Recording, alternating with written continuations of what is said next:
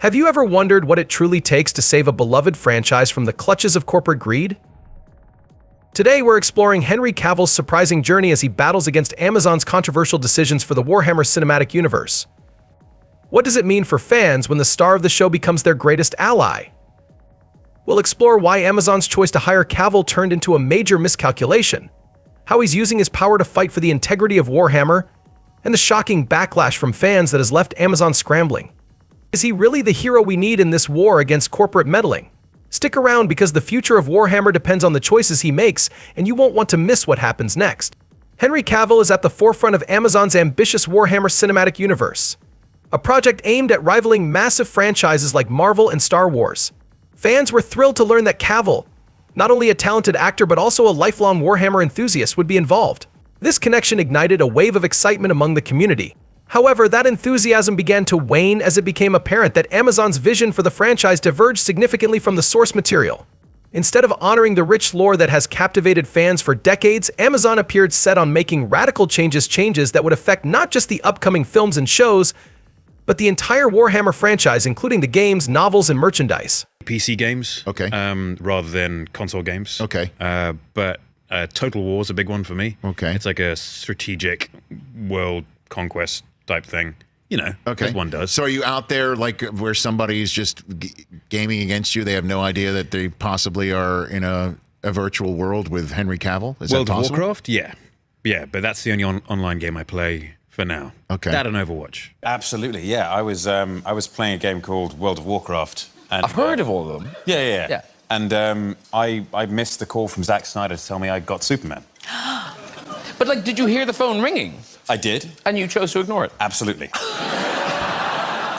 And I've been a big PC gamer my entire life, big fantasy genre reader, and to play a role like this was very much a dream come true. I'm a big PC gamer as well, and so I spent a lot of my time playing role-playing games in that genre and played the Witcher games. I played The Witcher 3 through twice. I'm a big gamer, and so I played the games a lot. Very much of a gamer. I mean, it depends on who I'm talking to. If I'm talking to the average person, very much, massively a gamer. But if I'm talking to a pro gamer, no, he or she would think that I'm not as much of a gamer. As fans expressed their discontent, Amazon and its media partners responded with hostility, attempting to silence the backlash. Fortunately for the fans, they had an unexpected ally in Henry Cavill. As both the lead actor and producer, he found himself in a unique position to champion the interests of the community. A passionate fan himself, Cavill has begun to stand up against Amazon's misguided direction. In today's video, we will delve into the reasons behind Amazon's choice to hire Cavill and how it has backfired on them. We'll explore how he is advocating for fans both in interviews and behind the scenes, effectively working to save the Warhammer legacy. We'll also discuss the implications of his demands and what they mean for the future of the cinematic universe. So let's jump into it. When Amazon initially selected Henry Cavill, they viewed him as a strategic asset, a figure capable of drawing attention and boosting marketing efforts for their planned project. They sought someone with industry knowledge, star power, and a passion for gaming, believing that Cavill checked all those boxes. Little did they realize how significant his fan loyalty would become in this unfolding drama. Henry Cavill is not just a talented actor, he is also a dedicated gamer, particularly when it comes to PC gaming. It's fascinating to consider how he balances his demanding career with his passion for gaming. After all, he reportedly spends around 4 hours a day immersed in his favorite titles. This raises the question, what could possibly have been so compelling in World of Warcraft that he chose to prioritize it over a call from Zack Snyder? One can only imagine the epic raid he must have been involved in. You might wonder how someone with such a high-profile career manages to find that much time for gaming. It turns out that Cavill prefers to spend his downtime at home, indulging in his gaming hobby rather than engaging in typical social outings. This lifestyle choice gives him the freedom to dive deep into his passion. For many fans, Cavill embodies the ideal leader for a cinematic universe centered on video games. He not only plays and enjoys these games, but also openly discusses his love for them. He's been vocal about his passion well before Amazon even considered hiring him. Whether in interviews for his role in Netflix's The Witcher or in casual conversations, Cavill has consistently seized opportunities to share his enthusiasm for gaming. He's quick to point out that while he identifies as a massive gamer, he doesn't compare himself to professional players, an acknowledgement that highlights just how dedicated he truly is. It's clear why Amazon was drawn to him. He possesses a unique combination of Hollywood experience, public appeal, and a genuine passion for gaming, especially for Warhammer.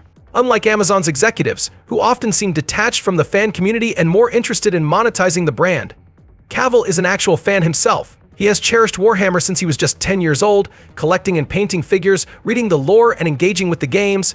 His dedication to the franchise is evident, and it sets him apart as a key figure in the future of the Warhammer cinematic universe. Over the years, Henry Cavill has often expressed his desire to be involved in a live-action adaptation of Warhammer. He has long dreamed of contributing to the franchise he holds dear. Fast forward to today, and he's not just part of a single project, he's at the helm of an entire Warhammer cinematic universe. Cavill is set to take on a lead role, although details about his character remain under wraps. Beyond acting, he also serves as the producer for all related projects, meaning he has the authority to approve every critical decision regarding the films and shows. This responsibility is monumental for him, especially as a lifelong fan dedicated to ensuring that the universe remains true to its roots. For Cavill, it's more than just a job, it's a passion project, and accuracy to the source material is of utmost importance. He wants to create a universe that resonates with fans and honors the rich lore of Warhammer. Unfortunately, this passion for authenticity is not shared by Amazon. Reports indicate that the push to introduce female custodians was driven by pressure from Amazon, aimed at achieving diversity goals for the show featuring Cavill. Shockingly, he was initially unaware of this direction and only learned about it later, which left him profoundly disappointed. The decision to alter the established lore and create female custodians characters that had never existed in the Warhammer universe angered him. As a fan, he has a deep respect for the lore, particularly because the custodians are among his favorite factions. The fact that Amazon took such creative liberties without consulting him first was not just frustrating but also felt like a betrayal. It's plausible that Amazon's executives anticipated his disapproval as a fan, which may have influenced their decision to act behind his back. Regardless, this approach was a significant misstep on Amazon's part. The fanbase reacted strongly against the lore retcon, leading to a massive boycott that significantly impacted Games Workshop. The backlash was so severe that it forced the CFO of Games Workshop to sell 2/3 of her shares in the company as a direct result of the fan uproar. So how did Amazon and Games Workshop respond to the widespread backlash from fans? Instead of reconsidering their controversial decision, they resorted to a familiar tactic: attacking the fanbase. Those who opposed the lore changes were labeled as sexist or bigoted, and Games Workshop went so far as to block users on social media who questioned the introduction of female custodians, even if they did so respectfully. While it could be argued that Games Workshop was acting under Amazon's influence, this still doesn't excuse their hostile treatment of fans. The fans are the lifeblood of the Warhammer franchise, and their opinions can make or break its success. This principle applies equally to Amazon's projects. However, it seems that Amazon executives have failed to grasp this fundamental truth, continuing to push their agenda while alienating the very audience that made Warhammer popular. One person who isn't on board with this approach is Henry Cavill, who finds himself in charge of this cinematic universe.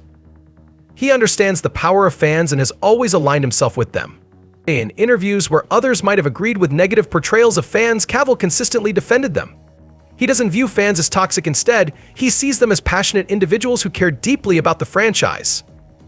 He recognizes that when fans voice their concerns, it's not out of malice but rather a reflection of their investment in the IP. After all, they wouldn't be fans if they didn't care about what happens to it. Unfortunately, many studios, including Amazon and Games Workshop, seem to overlook that prioritizing fan satisfaction should be their top concern. Cavill, however, fully understands the importance of the fanbase, which is why he is committed to adapting Warhammer as faithfully as possible. Yet, this commitment has led to creative disagreements between him and Amazon, jeopardizing the future of their upcoming franchise. If Games Workshop, Amazon, and Henry Cavill can't come to a consensus on the creative direction by December 2024, the planned Warhammer 40K films and TV series may never see the light of day. It's ironic how the dynamics have shifted in this situation. Initially, Amazon took matters into its own hands, bypassing Henry Cavill and pressuring Games Workshop to alter the lore in order to introduce female custodians into the narrative.